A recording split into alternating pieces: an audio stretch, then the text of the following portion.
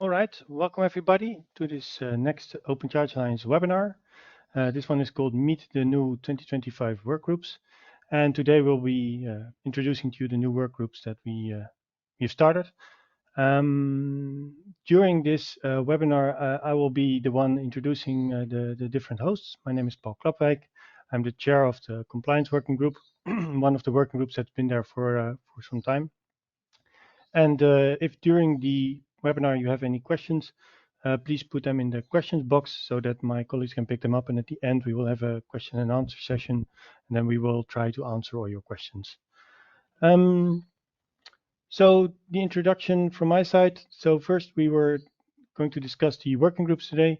I'm not going to do this alone. I have some other people in the call here. So we will let the chairs or the interim chairs of the different work groups, task groups, introduce their new task group. So we have here Frank Buve, we have Subaye Mukherjee, and we have Jacob Betts. So thanks for joining, everybody.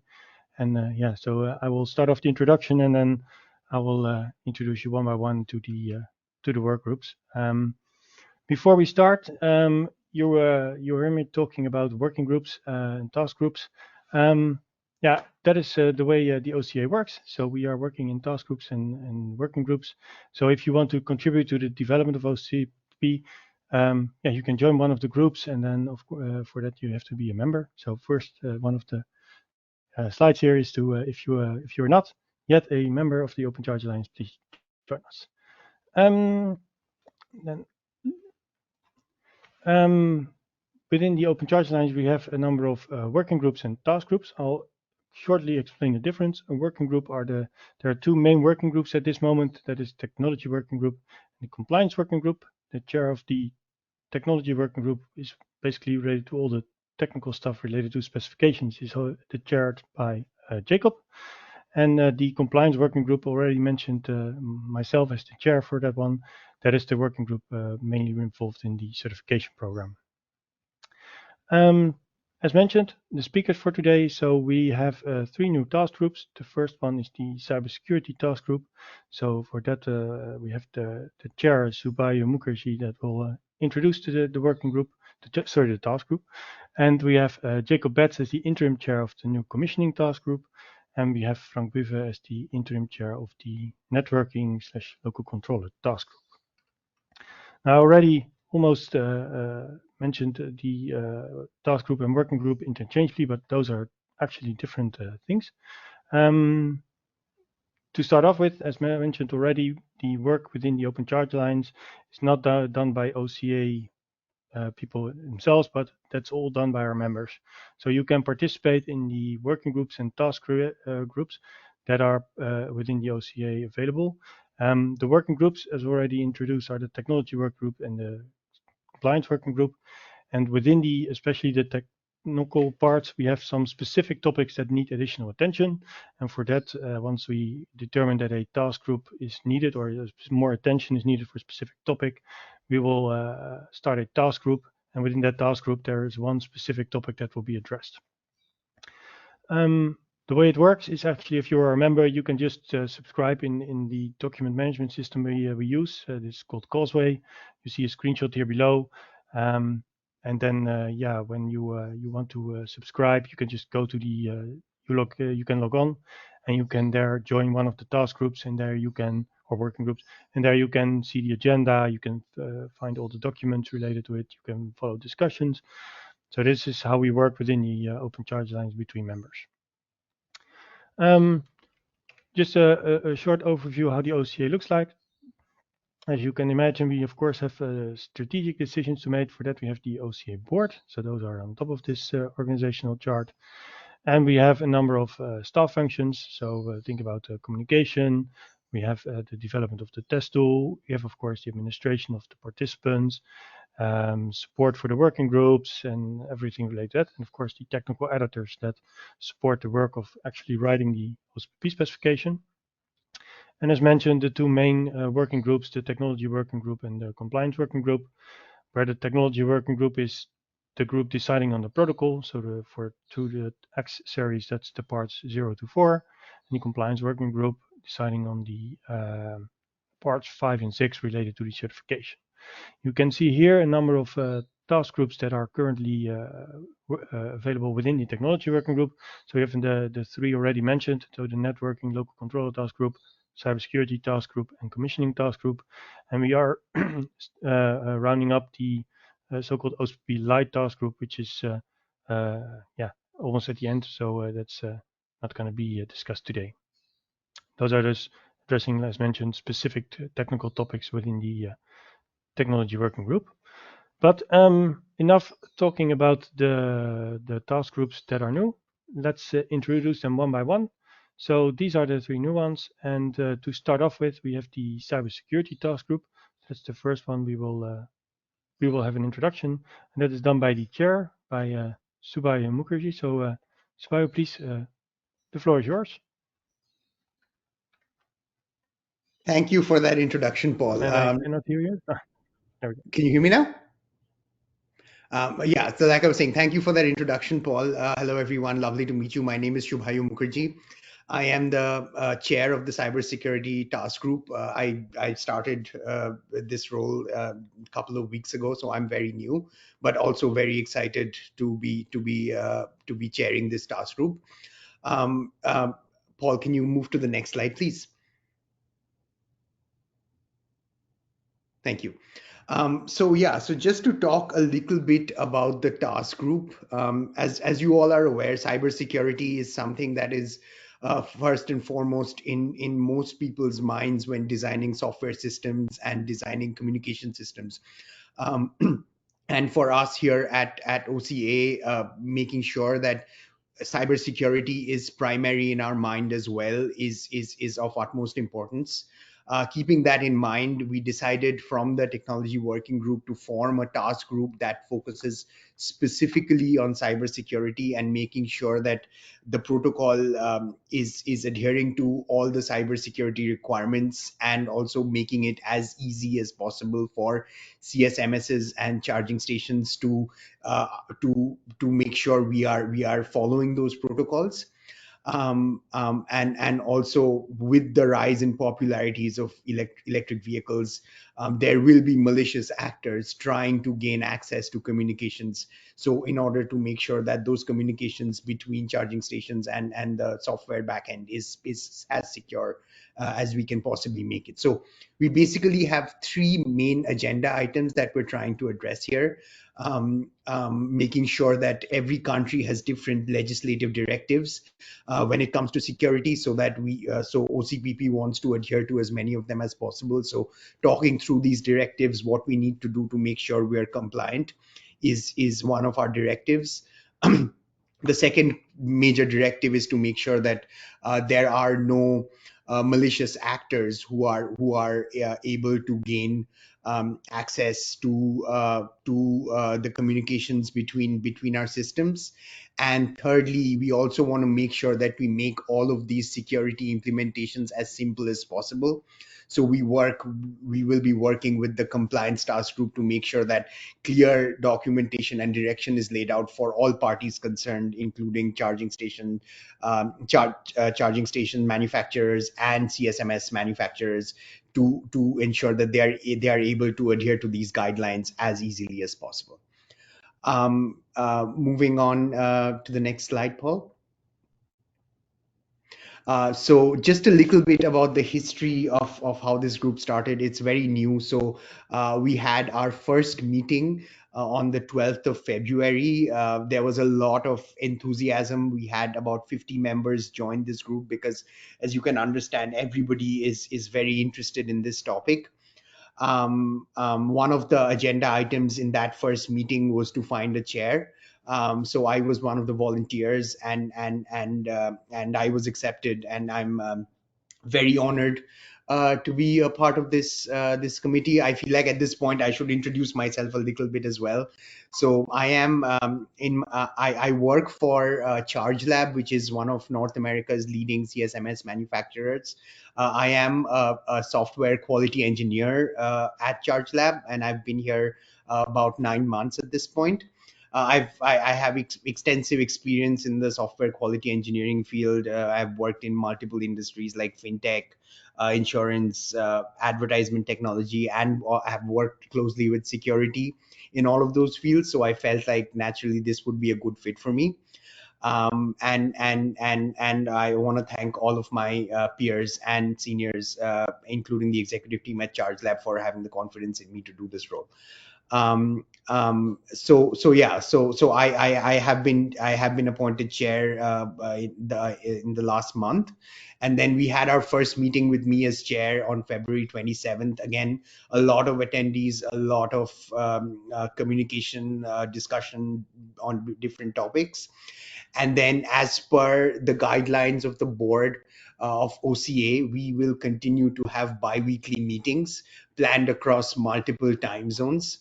There will be one which is more focused on North America and Europe, and another one which is more focused on Europe and then Asia and Australia and those time zones. So wherever you are located, I would heavily encourage you, if this is something that you find interesting, please join the group on Causeway.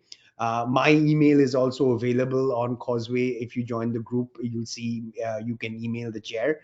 So if you have any questions, please reach out to me. And we would be happy to have you in the meetings participating. We need as many different points of views as we can get. So very highly encouraging of everyone who wants to join this group and participate in the meetings. Moving on to the next slide, Paul.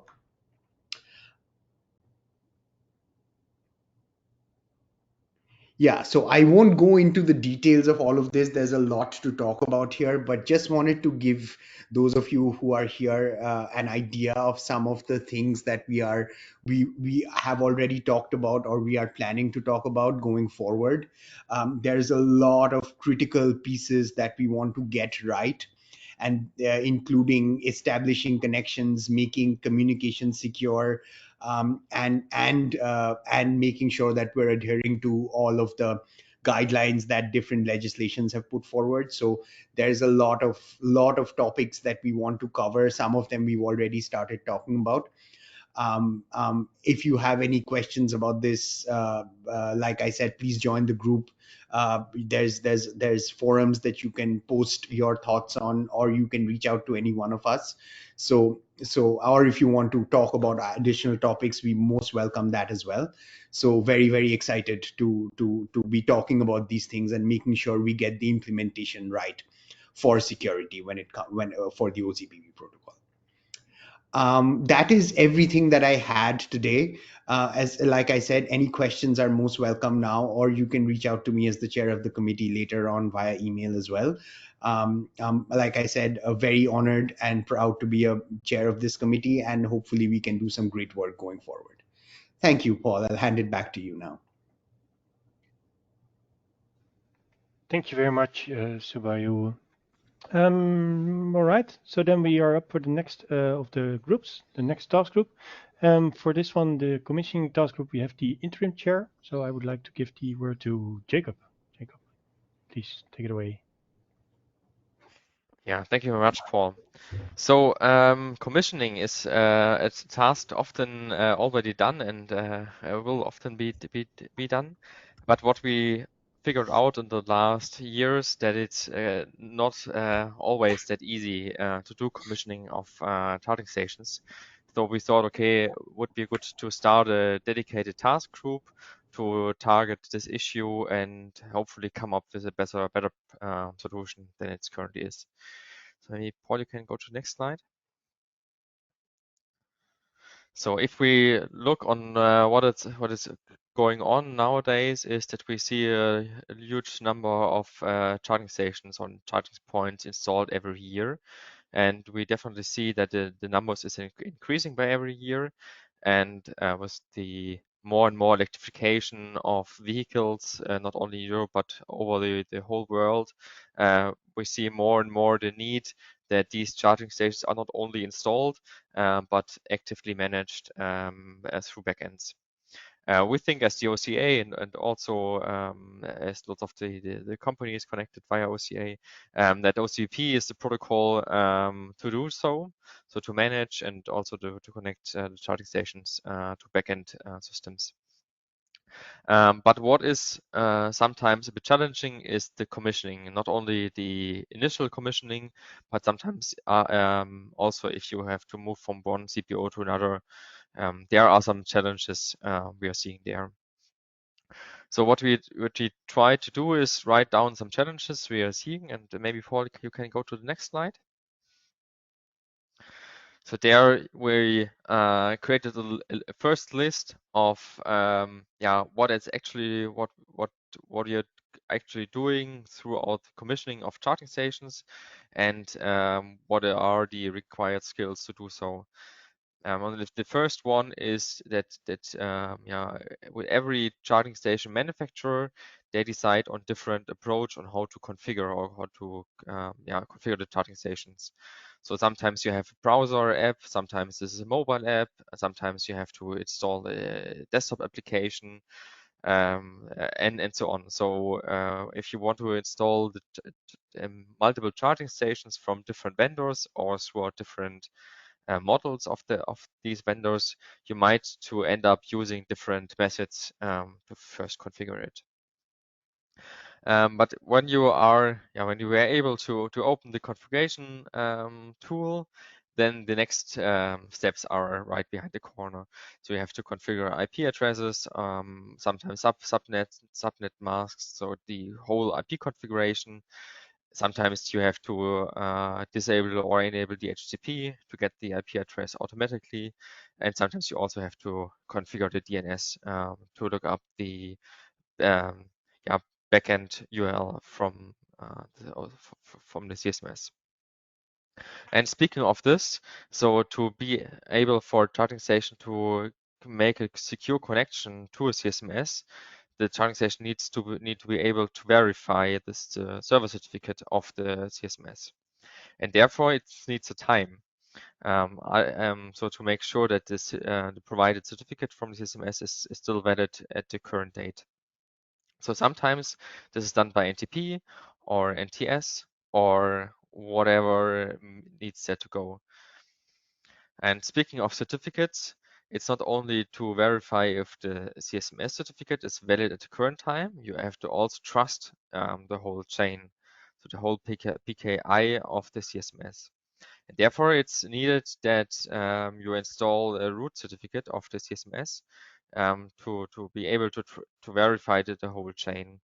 And it's not only the CSMS communication which uses certificates, but also use cases like plug and charge, or if we look on the new ISO 15118-20, there's also sometimes the need to secure via TLS the connection. Therefore, you need certificates.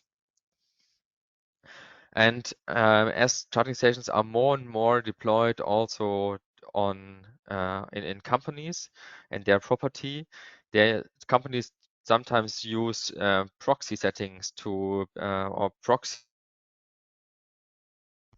to. Can you still hear me?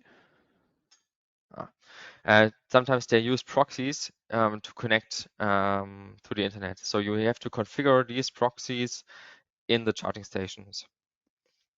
And if you have did successfully, in the end, you still need to provide the charging station with a backend URL and the corresponding credentials. And last but not least, often charging stations have specific settings. Sometimes you can configure them via OCP if they are connected, and sometimes they are specific for these charging stations and you cannot configure them via OCP. But nevertheless, there are some specific settings for each charging station you can configure. And Paul, if you can go to the next slide. And what we see more and more is that with the growing numbers, these charging stations are not always installed by us, by computer scientists, by engineers, but more by electricians or even end customers. So if you install your private charging station in your garage, you have to in the worst case, have the ability and the capabilities to configure all the settings here. So Paul, can you go to the next slide? Perfect. So what we thought of, and this list is not final, so there's always the possibility to add more things there, but we sense a definitely need and yeah, some challenges for standardization. So currently the process for the connection is standardized when we speak about the CSMS connection, but not on how the charging station gets these information, which means that, of course, every charging station vendor thought about their own process, which means that there are yeah, not standardized and often varies between different vendors. And we have here also to keep in mind that with growing numbers of charging stations, I think you already spoke about security, but with the growing numbers, we have to make sure that the whole process is considered secure in that sense. So what we can do is in this task group now is to try to standardize these things, or maybe to give at least guidance and recommendations on how this can be done. So this can be either done via writing something recommendations down, or we can even try to standardize the data exchange during the commissioning of charging stations, so that the user that the end user does not have to get all this information by hand from his CSMS, but rather has a unified format where he can, so to say, download it and then install it on the charging station. What we can also do is give guidance and recommendations on how to enhance the user experience and how to simplify the setup process for all the users. So this can be, yeah, so we can think of recommendation, yeah, write recommendations for certain things, or give some guidance on how to do so. And when we speak about commissioning, we should also look on how other systems are doing so. So we can look on IoT and other industries, or zero-touch activations and self-healing mechanisms. So we don't have to reinvent the wheel, but maybe there is already an existing implementation or existing methods out there, but we have to just adapt it for the use in charging infrastructure for OCWP.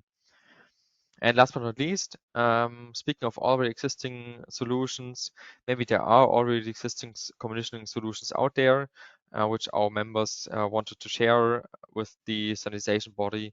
So we can also think if there are already existing and matching solutions, then we can try to write them down and document them better. So this brings us to the next slide. So what are the steps we wanted to do? So the first one is that we wanted to create an overview of the challenges we have here for commissioning. And then we want to review the existing solution, so the existing OCP solution, but also maybe other existing solutions, and then try to identify gaps. After that, we hopefully have so to say, complete list of use cases we wanted to cover with this task group here. And then we want to discuss each task, use case, and each topic in depth. So we don't have a final deadline, so there will be plenty of time to go there in depth, so that we don't have to rush it there. If we have discussed and agreed on the use cases and the implementation of these, we can then prepare proposals and recommendations. So this can, yeah, will be for start will be some slides, and then after that we can try to write a white paper for it, as we have already done for other task groups, or we can even update the OCP specification. When speaking of updated OCP specification, we have to look a bit on how hard or how effective these updates are. So either this would be our first topic for OCP 2.2, or if it's completely outside of the specification, we can also think of having this for existing specifications. And last but not least, in the end, we will present these findings and the work being done there. I think also by a webinar and also throughout the whole OCA community, so in the TWG at least, that everyone is aware of this. So by going for the next slide, we can have a short outlook for the near future. So maybe, yeah, perfect. I think I already said it, the kickoff was held 1 week ago. You can still send your application for the chair position until this day, so you have to be quite fast to do so. I'm not sure if you have already applications there, but I'm pretty sure we will have a candidate for this position. And we have also scheduled the next meetings. So the next meetings will be on 18th of March and 1st of April. And as Paul already said, please join the task groups on Courseway. Then you get all the updates, all the emails which will be sent there. And then you can also ask there some questions. Okay, that's from my side. And then I will hand back to Paul. All right, thank you very much, Jacob. And with that, I will continue to the next one, which is the networking/local controller task group. This is actually not a 100% new task group, but I think the interim chair, Frank Buve, can explain. So please, Frank, the floor is yours. Yeah, so hello, I'm Frank. Those of you who have visited our technology working group meetings will probably know my voice.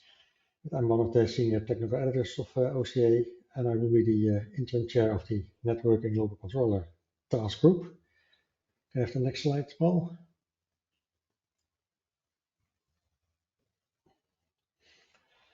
So this new task group, it's set here, it was set up in February as well, but it's actually a continuation of the networking task group that we ran about 2 years ago. And because there's a lot of information and material already produced during that task group that's really applicable to local controllers, so we continue with on the basis of that. And whereas the networking task group was focusing more on the networking part, I have another slide on that. This new task group, the new form of the task group now will also focus at the role of a local controller. The local controller is a concept that has been since 2020 in the OCPP specification, but there was never a really good definition of what its behavior is. It's shown there as being able to perform the role as a proxy or something, but there are no clear use cases or clear requirements on how to deal with the local controller. So that's something that we want to define in this task group. Can I have the next slide, Paul? Because that shows us a diagram. Here you see a schematic view of a local controller that manages, for example, 3 charging stations and then sits between the CSMS and the charging station. And the way OCPP now specifies it is that the local controller acts like a proxy. So it's basically the local controller itself is not visible to the CSMS because every connection from the charging station is replicated towards the CSMS. So in this situation where with 3 charging stations, the CSMS still has 3 connections coming in. So the CSMS may not even know that there's a local controller in between. But there are, of course, real use cases what you want to do with such a local controller. For example, you want to perform local load balancing. Well, how can you best do that? And now in the OCPP 2.1 specification, there already has some use cases that specify how you can do that. But there are no real requirements to say, okay, but that means that a local controller shall do this or that. And that's really what we want to make clear, because now we see in the market that local controllers start appearing as products, like off the shelf that you can use, or at least there are ideas to create those things. So it's time we make it more formal in the specification. So we like to specify things like local load balancing, like offline support, Can the local controller continue if it loses connection with the CSMS or not? What should it do? And also define, for example, should the local controller be controlled by the operator, so being controlled by the CSMS, or can a local controller be fully local controlled, where, for example, a building owner can decide, okay, I have this parking garage and I put in a local controller and the operator doesn't even have to know that it is there. So that's kind of stuff that we really want to discuss and see if we can formalize that in the specification.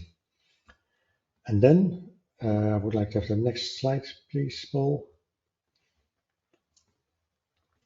We would also like to focus a bit more on the routing capabilities.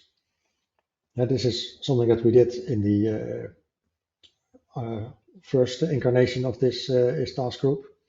Where you see on the left side, the from diagram, you see a local controller that replicates all its WebSockets to the CSMS. And that's a solution that doesn't really scale very well. I mean, if you have 20 or 30 charging stations, the local controller needs to open 20 or 30 WebSockets to the CSMS. It's not really practical. So we have been looking at a way to introduce routing to OCPP in a way without changing OCPP messages itself. So for that, we came up with some proposals where you can update the RPC framework, which lies below over which the JSON messages are transported over the WebSocket. And we can add routing info to that. And with that, you can, for example, create topologies like you see in the 2 diagram on the bottom, where you might have multiple routing nodes and multiple groups of stations being controlled. Well, this is, if you start using local controllers, I think this is a really nice extension to have. But it never came past the proposal phase because it's really essential that we have one or more trial implementations to verify that the proposal is actually correct. So that's also something that we're planning on discussing and hopefully implementing some proof of concepts in this task group. So this task group has yet to have its kickoff. The kickoff meeting is planned for March 25th. And there we will also be asking for volunteers that want to chair this meeting.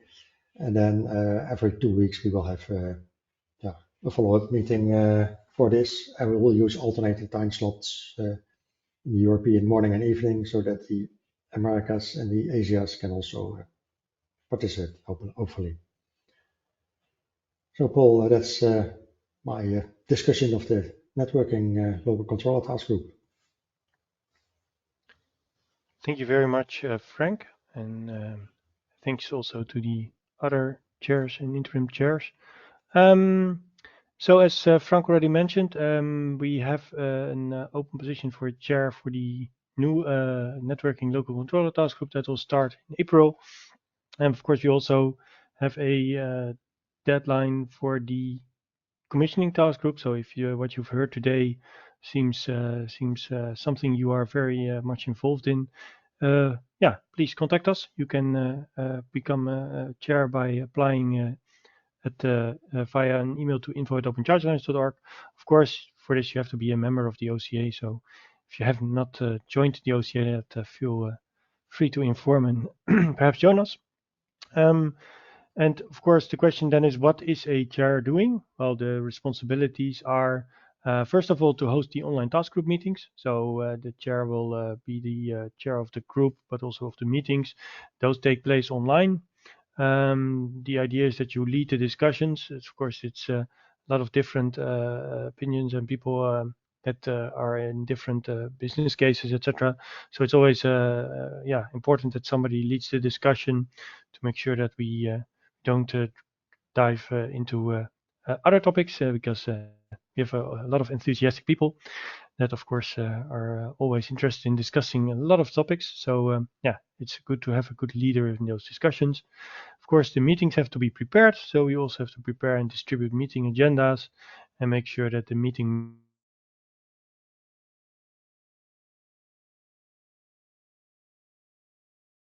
is able to see what was discussed in the meeting that has taken place. So if you're interested in one of the chair positions, feel free to apply, and then you have to send a brief description of yourself and your company with a short motivation to info@openchartscience.org. And as mentioned, for that if you want to join a task group, so you have to first become an OCA member. So if you want to join one of these new task groups, if you're not yet, please become an OCA member.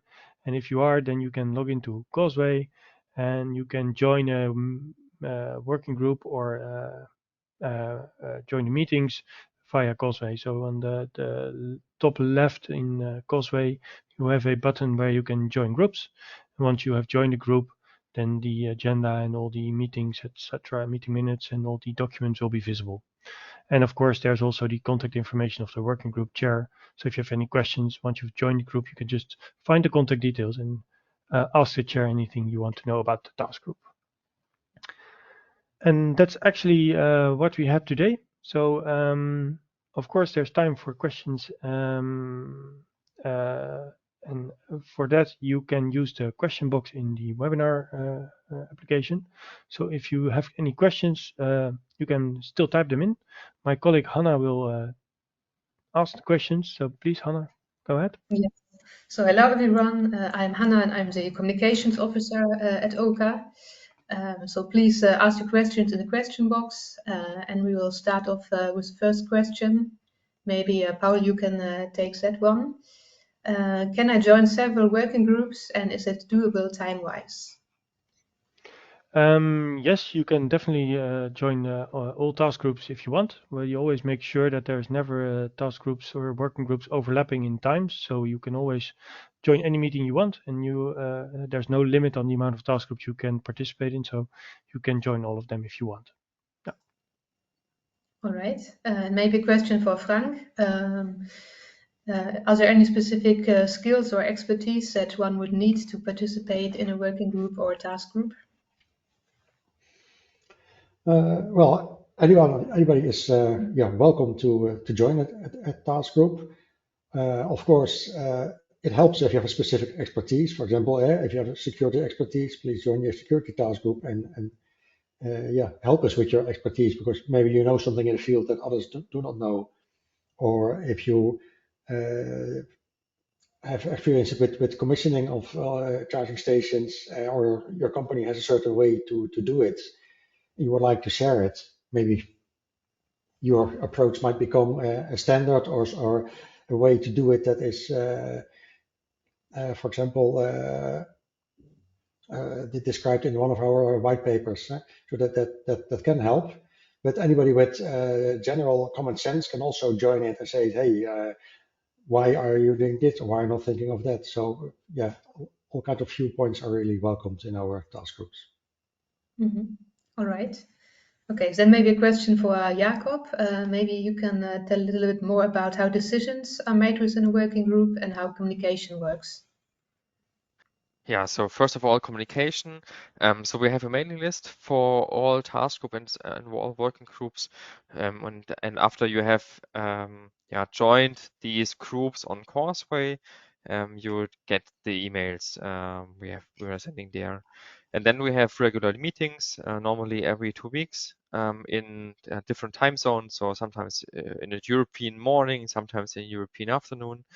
To accommodate all countries worldwide in the best case. And we normally discuss all the topics where more discussion is needed during these meetings. And speaking of decisions, so in 99.9% of all cases, the decision is consensus-based. So we discuss until we agree on a common proposal, and then we write this down, and then we go on there. I cannot think of some cases where we have to actually vote on certain decisions. There is the possibility to do so. So if we really needed to have a decision and cannot agree on one, we can vote on topics. But normally this is always done on consensus base. So in the end, everyone is at least happy, or maybe not that happy, but at least can live with the decision. And yeah, then this is then this is turned into a specification. All right. Okay. Thank you. So we don't have any more questions so far. So I'd like you, Jakob, Paul, Frank, and Subayu for joining us today and for presenting. And also for all our participants, thank you for joining and for listening. If you have any questions for us, you can contact us at info@openchargealliance.org, and then we will come back to you and answer as soon as possible. So we hope to see you again soon at one of our webinars or live events. You can check our event calendar on our website, or you can follow us on LinkedIn. So for now, I will close the session. Thank you very much for participating and have a good day. Thank you. Bye-bye. Thank Bye. you. Bye-bye. Thank you. Bye bye. Bye bye.